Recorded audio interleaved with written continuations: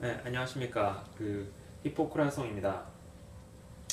지금 저희가 만성염증과 암의 미스테리를 풀다. 그 첫 번째 시간으로 과립구의 미스테리를 밝혀나가고 있는데요.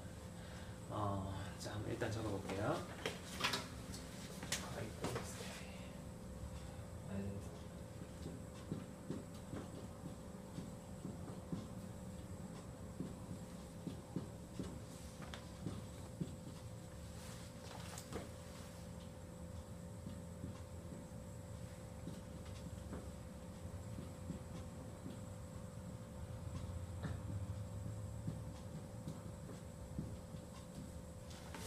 네, 만성염증.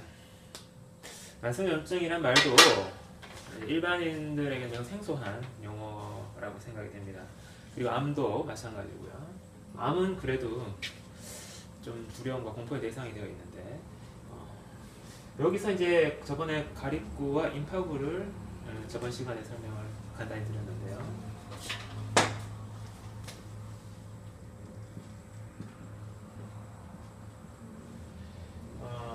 임파구 이 둘이 합쳐서 일단 거기 하나가 더 있는데 대식세포라는 게 있어요. 요거는 이제 아주 소량이기 때문에 가립구와 임파구를 합쳐서 일단 백혈구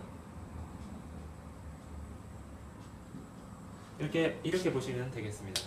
조금 더 구체적으로 이번에 자료를 좀 보면서 설명을 해드릴 텐데 일단 오늘은 다른 이야기부터 시작을 좀 하도록 할게요. 먼저 이제 제가 책을 작년 3월 2014년 3월에 책을 한 권 썼다고 말씀을 드렸는데 책을 자랑하고자 하는 게 아니라 그 책의 부제가 음식과 열이라고 했습니다. 자,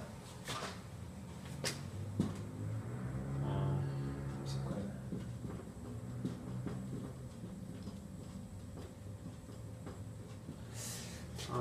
음식과 열.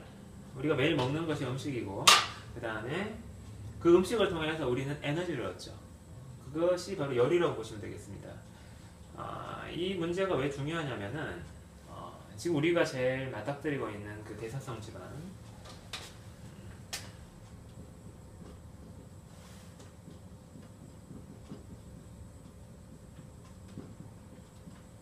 대사성 질환은 쉽게 말해서 이제 고혈압, 당뇨 이런 종류의 것들인데 먹은 음식들과 관계된 질환이죠. 우리 몸에 쌓이기도 하고 배출도 안 되고 이렇게 해서 몸에 이제 어떤 문제를 일으킬 수 있게 되는데 이것이 바로 우리가 얻는 에너지, 열과 관련 있는 거죠. 그것은 음식으로부터 얻게 되고 이 음식과 그 열의 관점에서 음식을 바라보게 되면 이 대사성 문제, 대사성 질환 현대 많은 사람들에게 가장 중요한 우리의 이슈가 되어 있는 대사성 질환의 열쇠를 풀 수 있는 중요한 단서가 됩니다. 그래서 음식과 열이라는 아이템으로 접근을 한 겁니다. 저희가 이제 작년 3월에 책이 출간되고 2013년도에 책이 이제 약 한 7, 8개월 이상 집필이 이루어졌는데요. 연구와 집필이 이루어졌는데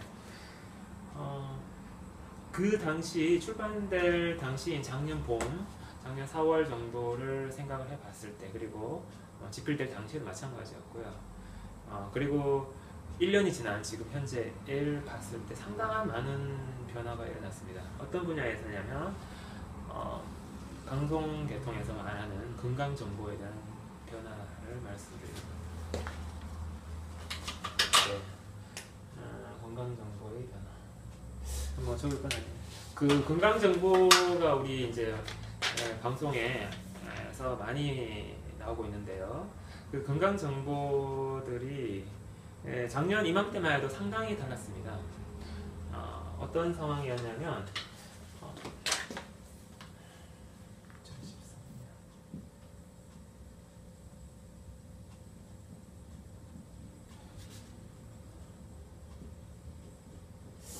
보통 예,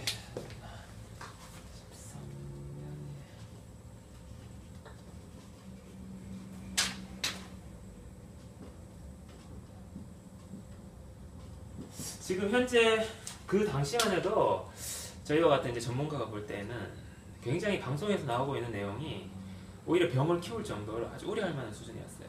근데 지금은 소위 그 맞는 말이 많아졌습니다. 참 다행스러운 일인데요.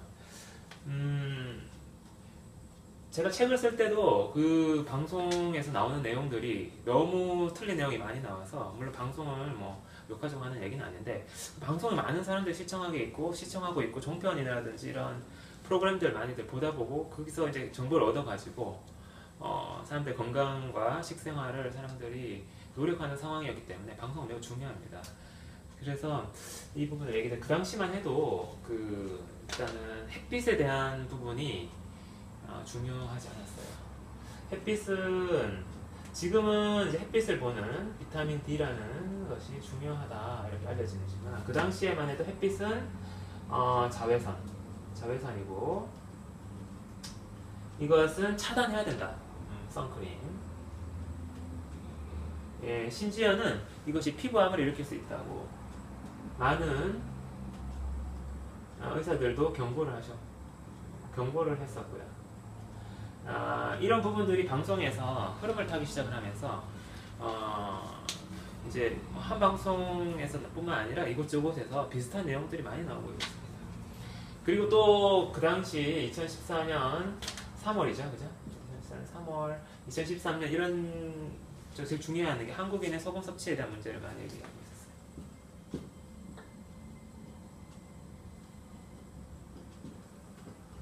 소금 섭취의 양이 너무 과량이다. 너무 짜게 먹는다.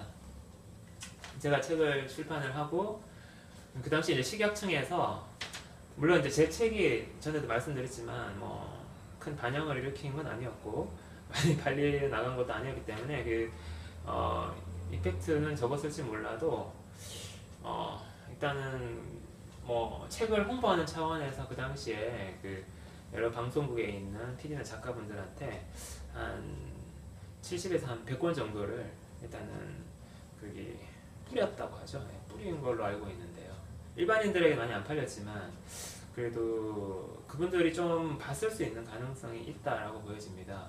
제 책에 영향이 얼마나 미치는지는 알 수 없지만, 그리고 그 작은 어떤 세상에 책이 너무 많기 때문에 일단 정말 다행스러운 거는 제가 책에 대해서 뭐 그 베스트셀러나 이런 큰 성공을 거둬주지는 못했지만 지금은 그 당시보다는 많이 달라졌다는 데 대해서 어떤 전 국민의 어떤 건강을 걱정하는 한 의사로서 일단 책이 관여했든 관여하지 않았든 참 다행스럽게 생각을 해요. 지금은 뭐 어저께인가 이제 최근에 많이 정리가 돼서 어저께인가 보니까 뭐 무엇이든 물어보는 그런 프로그램들 보니까 저는 이제 이렇게 전반적인 방송의 흐름을 이렇게 좀 슬금슬금 이렇게 리뷰를 하거든요. 아침 이렇게 진료하는 중간에도 보고, 그 다음에 어느 정도 트렌드가 어떻게 형성되고 있는지를 이렇게 쭉, 아무래도 의사다 보니까 이제 그런 것들을 쭉 보게 되는데, 지금은 한국인에게 부족한 영양소를 4가지를 들면서 비타민 D와 마그네슘, 무엇이나 물어보세요 해서 나온 내용인데요. 칼슘, 약자로 쓰는 부분이 좀 익숙지 않을 수 있는데요. 마그네슘, 칼슘, 비타민 D가 부족하고, 그 다음에 뭐 지방산 중에서는 지방질이죠. 기름 성분인데 오메가3. 이제 이렇게 나오고 있습니다. 이게 굉장히 맞는 얘기인데요. 작년에는 이렇지 않았다는 거죠. 물론 뭐 그런 것들을 자세하게 보고 비교하고 이런 분들은 별로 없으실 거예요. 그렇지만 우려할 만한 상황이에요. 햇빛이 지금은 굉장히 중요하고 옛날 막아야 된다. 얼굴을, 피부를 잘 아름답게 하기 위해서는 햇빛을 안 봐야 된다. 물론 이제 여성분들에게 어느 정도 해당되는 얘기인데 과도한 햇빛을 쬐는 건 좋지 않습니다. 근데 햇빛을 일정 부분 보아야 된다. 이게 이제 비타민 D가 생성이 된다. 이렇게 보는 거죠. 이 부분 같은 경우에는 이제 영양학에 계시는 교수님들이나 벌써 지금 해외에 있는 논문에서는 이미 소개가 되고 있던 연구되고 소개되는 내용인데 워낙 이제 햇빛을 보면 안 된다는 내용이 많다 보니까 이 내용이 좀 늦게 나왔다고 생각이 됩니다. 제 책에서는 비타민 D 부분보다는 햇빛의 중요성에 대해서 역시 설명을 하고 얼마 정도 햇빛을 쬐는 것을 권장하는 그런 부분들에 대해 설명을 하고 있는데요. 마그네슘에 대해서도 이게 이제 마그네슘이 부족하다는 부분에 대해서도 일단 설명을 하고 있고 이 부분도 일단 서양의 논문에서는 이미 5년에서 10년 전부터 마그네슘 문제에 대해서 관심을 갖고 많이 정리되고 있는 상황이었고요. 그 다음에 이제 칼슘 성분, 오메가3가 있는데 세계에서도 이제 오메가3를 많이 강조하죠. 이제 오메가3의 섭취가 우리 사람에게는 오메가3와 오메가6라는 두 가지 필수 지방이라고 생각하시면 이 두 가지를 섭취를 해야 되는데 이 두 가지 중에서 이쪽이 너무 많아져 버렸다. 이건 건강에 적신호다. 이런 부분은 이제 오메가3 부분은 제 책 이전에도 SBS 스페셜에서도 많이 이야기를 했었었고요. 근데 이제 마그네슘하고 저는 햇빛 쪽으로 좀 가고 이번에 제가 작년에 논문을 이렇게 썼다고 작년이 아니라 올해 이제 1년 이제 책 쓰고 1년 뒤후에 논문을 완성했다고 했는데 그쪽에서 이제 칼슘에 대한 부분하고 비타민 D에 대한 부분을 완전히 더 깊게 파헤치고 밝혀냈습니다. 그 다음에 소금 섭취 부분에 있어가지고 이게 이제 제가 책을 쓸 때 그때 광고를 보니까 식약청에서 한국인의 소금 섭취 짜게 먹지 않도록 하는 그 부분에 대해서 굉장히 이제 대대적으로 광고하고 홍보하고 나서려고 하는 그런 상황이었는데요. 제 책에서는 스트레스가 많은 사람에게 소금이 필요하다라는 것들을 하고 있죠. 이야기를 하고 있는데 스트레스가 많은 사람에게 소금 섭취, 나트륨이죠. 네, 나트륨. 이 부분이 이제 상당히 책을 쓰면서도 이게 워낙 트렌드가 그때 너무 강했었기 때문에 그런 얘기를 한마디 적는 것 자체도 어떻게 보면 쉽지 않을 수 있어요. 왜냐면은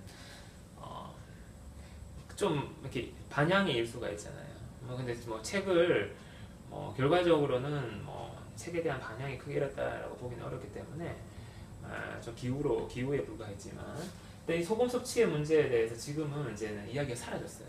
거의 사라졌고 이제 피부암 이런 얘기는 이제 절대 꺼내지도 않고요. 이제 이런 상황으로 많이들 바뀌었죠. 그 전부터 시작해서 이제 우리나라가 잘 살게 되면서 음식에 대한 좋은 음식, 맛있는 음식에 대한 웰빙, 그죠?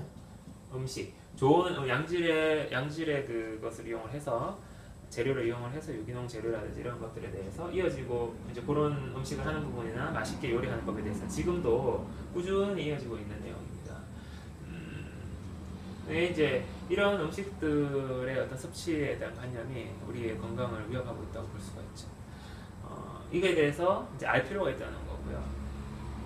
이게 제가 책에서 설명하고 그런 과학적 근거를 동원해서 그죠? 밝히고 있는 내용입니다. 소금 섭취 부분에 있어서는 어떤 한 의사 선생님의 이야기가 기억나는데요.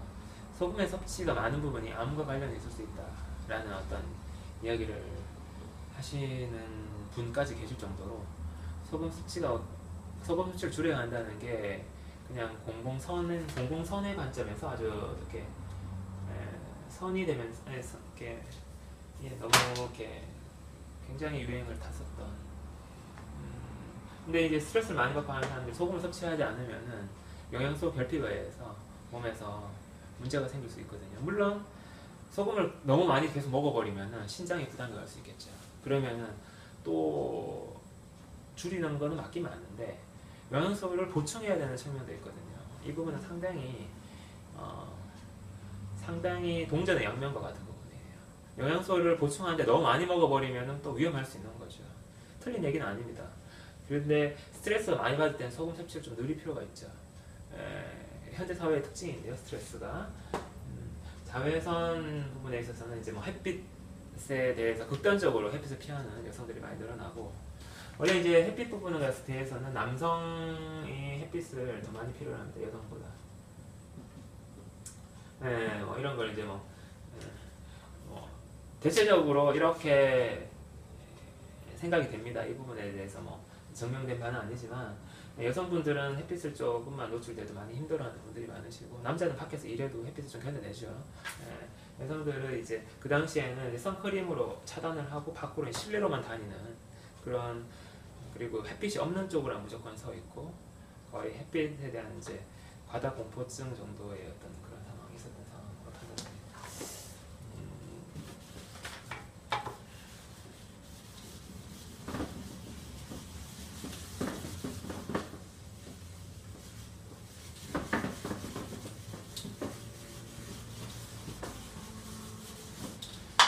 지금 저희가 이제 가립구에 대해서 지금 할 건데, 물론 이 그림을 보시면 저번에도 보여드린 그림이지만, 가립구 이게 그죠? 이게 적혈구고, 적혈구는 작고 가립구는 조금 더 이제 크면서 이렇게 있잖아요. 핵이, 이게 핵이에요. 세포는 중간에 핵이 있죠. 핵이 이렇게 나눠져가지고 이렇게 핵이 되게 큽니다. 저 덩어리가 많이 형성이, 두 덩어리, 세 덩어리 이렇게 형성이 되어 있어요. 가립구의 특징은 이렇게 중간에 있는 핵 부분이 원래는 세포가 이렇게 있으면은, 핵이 이렇게, 우리가 세포 배울 때, 생물 시간에 세포를 배울 때 핵이 이렇게 하나가 있는 걸 이렇게 표현하거든요. 근데 가립구는 이렇지 않다는 거죠. 가립구는 뭐 이런 식으로, 이런 식으로 핵이 두세 개 정도 많이 되어 있는, 핵이 큰 거예요. 양이 많고. 반대로 이제 적혈구는 도넛 모양으로 핵이 빠져나가서 중간에 이게 함몰되어 있어요. 함몰되어 있고, 핵이 아니구나. 함몰이 되어 있고. 그래가지고 이렇게 도넛처럼 이렇게 쪼그라진 모양, 납작한 원판 도넛처럼 이렇게 생겨 있는 형태가 되죠. 근데 이게 이제 얼마만한 분량으로 되는지 이렇게 좀 알아야 되는데, 1마이크로리터에 450만에서 450만 개의 적혈구가 있다고 합니다. 450만 개. 1마이크로리터. 우리가 이제 생수통이 이렇게 있으면, 생수통이 한, 이렇게. 생수 파는 생수통이 2리터짜리죠. 2리터짜리에 반이 1리터고, 1리터를 마이크로리터라 그러면 100만 등분 하는 거예요. 100만 등분 한 아주 조그만 이 양의 적혈구가 450만 개.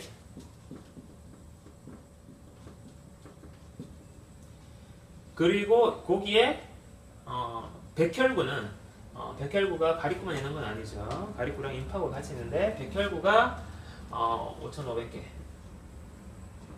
사람마다 조금씩 다른데, 4,500개에서 6,500개 정도 될 수 있겠고요. 이것도 조금 많은 분도 있고 그래요. 일단은 백혈구가 이렇게 굉장히 적은 거죠. 그러니까 이 보면은 거의 뭐 만개당 하나, 1만 개당 한 개 정도가 있는 거죠. 그냥 이제 적혈구가 거의 다 있고, 빨갛게 피는 벌겋죠. 네, 적혈구에 의해서 벌겋게 되어 있는데, 그 중간에 하나씩 아주, 그죠? 떨어져서 이렇게 있다는 거죠. 이게 이제 가립구가 임파구가 합친 백혈구입니다. 이게 가립구와 임파구는 이렇게 자세히 보지 않으면 잘 구분이 가지 않습니다. 이렇게 염색을 보지 않으면. 그래서 크기는 이렇게 크지만 가립구 임파구 구분이 잘 안 갔었기 때문에 백혈구 전체를 봐서 이렇게 통계를 이렇게 잡았는데, 가립구와 백혈구에 대해서 이제 계속 이제 또 앞으로도 계속 설명을 드릴 거고, 가립구와 임파구에 대해서도 이제 좀 더 이제 미스테리를 이제 밝혀나가게 될 것입니다, 앞으로.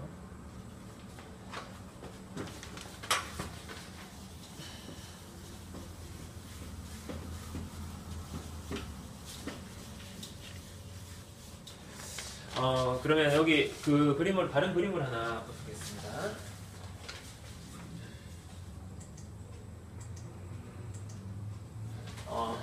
이 그림을 보시면 이제 우리 혈구를 이루고 있는 아까 적혈구와 백혈구가 있다고 했는데 백혈구 중에서 백혈구들의 종류를 보여주는 거예요. 이제 여기 림포사이트가 임파구. 이제 모식적으로 이제 그림을 그려놨는데요. 네, 이거 이제 여기 가리구입니다. 세 가지의 가리구입니다. 가리구는 세 종류가 있어요. 이렇게 좀 세밀하게 구분해 보니까 뭐 에오지노필, 바조필, 유트로필. 네, 유트로필이라는 이 호중구라고 그래요. 호중구.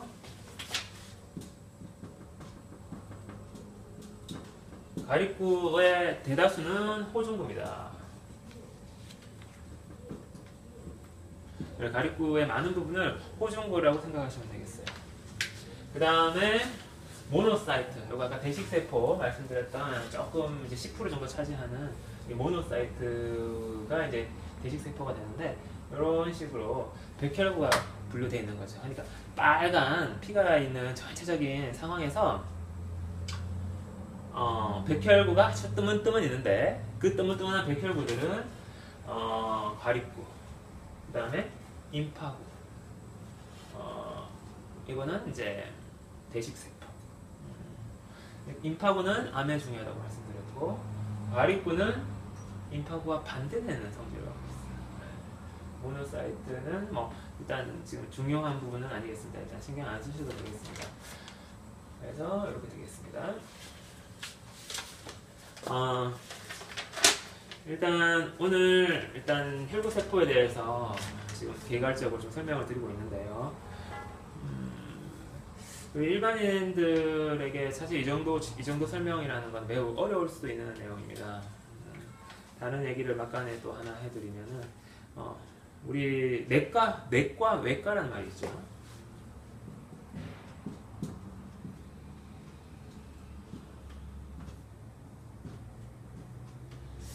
이 내과, 외과라는 이 말도 일반인들한테 굉장히 어렵습니다. 지금 이 동영상을 보시는 분들은 상당히 이제 다양한 계층이나 연세 드신 분도 계실 거고 좀 어린 학생도 있을 수가 있기 때문에 이 부분을 한번 설명을 드리는 게 좋겠다라는 생각이 들더라고요.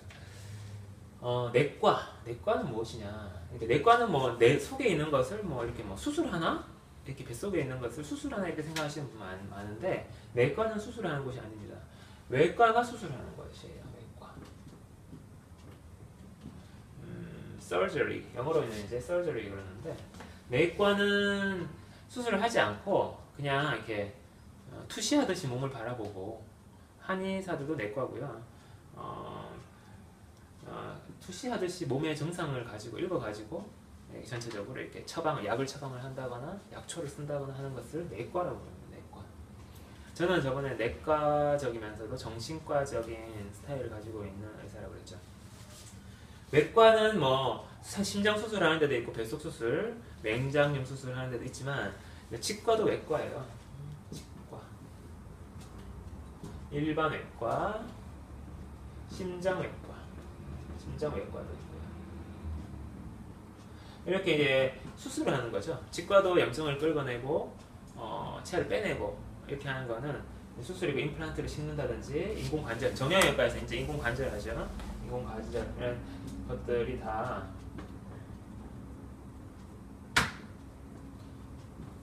이런 것들이 다 이제 수술적으로 하는 거죠. 일종의 이제 몸을 기계처럼 보는 거예요. 우리가 이 몸은 생명체가 아닙니까? 몸은 생명체라고도 하고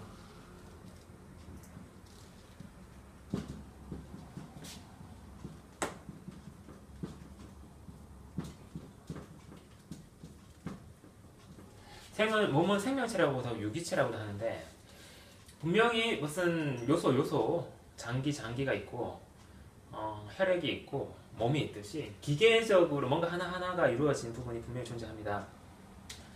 그렇지만은 또 다른 게 생명체는 뭔가 유기체라는 거죠. 유기라는 말이 좀 어려운 말인데요.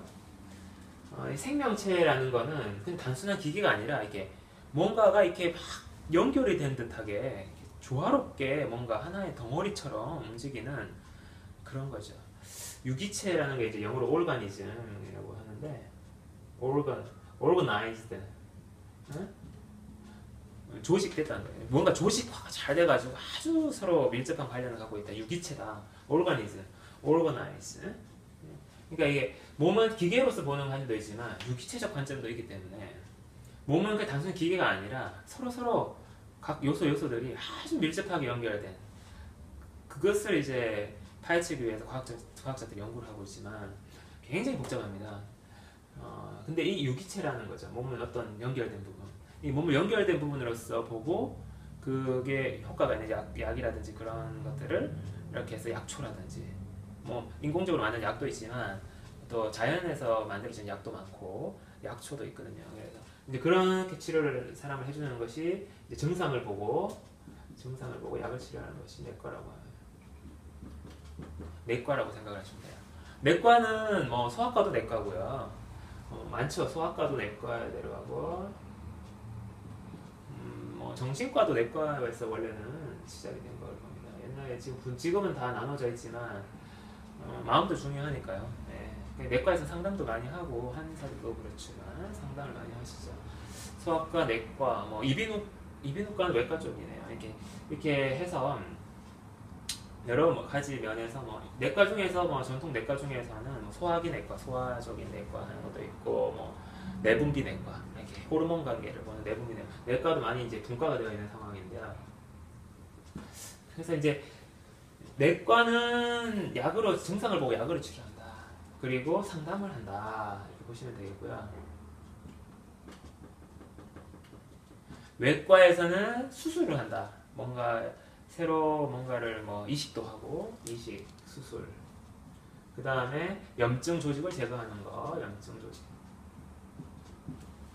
그래 염증 제거 이런 게 이제 외과적인데 사람의 몸은 외과적으로 치료될 수 있고 내과적으로도 치료될 수가 있어요. 똑같은 비슷한 질환이라도 아주 뛰어난 내공을 가진 내과 의사가 암을 치료하기도 하고 외과 수술을 통해서 수술을 너무 잘하는 의사가 있으면 수술을 통해서도 도움을 주기도 하죠. 그래서 내과, 외과 이 개념을 좀 정확하게 먼저 아셔야 되겠습니다. 제가 지금 이 동영상을 보통 한 30분 내외로 해서 구성을 해서 한 회를 구성하려고 생각하고 있는데 한 일주일에 한 편 내지는 한 많으면 2편 이런 식으로 녹화를 해서 계속 이렇게 진행을 해 나갈 겁니다. 제가 하고 있는 것이 강좌, 그 몸에 대한 강좌, 그죠? 강좌, 몸에 대한 강좌를 하고 있는 거죠. 새로운 의학과 최신 의학들도 포함되고 제가 연구한 것도 포함이 되고 방향을 제시하는 그리고 기본적인 내용도 좀 포함되는 도움되는 내용들로 구성이 되어 있고 제가 하는 게 내몸 합당이라고 있습니다. 내몸 합당.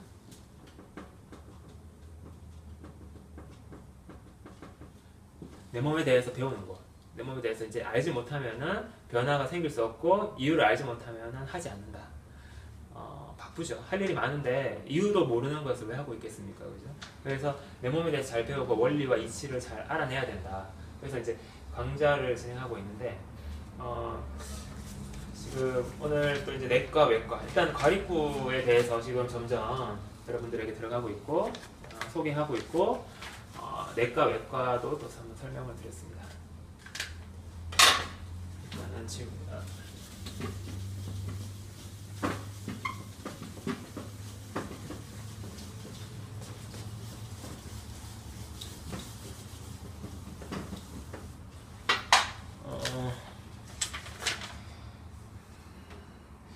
다음 시간에는 우리가 이제 가립구에 대해서 조금 더 알아보면서 만성염증이라는 게 뭔지에 대해서 조금 더 알아볼 예정이에요. 만성염증. 이 가립구가 염증과 관련된 게 가립구라고 생각하시면 됩니다. 염증. 이게 만성염증이죠. 암도 일종의 만성염증인데요. 이 부분을 좀 더 알아보면서 가립구도 좀 더 설명을 하면서 이렇게 진행이 될 겁니다. 가립구가 염증을 일으키는데 만성적인 염증은 어떤 걸 말하는 건지 또 어려운 단어이기 때문에 여러분들에게 좀 충분한 설명이 필요할 거라고 생각이 됩니다. 이번 시간은 가립구 미스테리 두 번째 시간으로 오늘 진행을 했는데 이 정도 선에서 이야기를 하고 마치도록 하겠습니다. 감사합니다.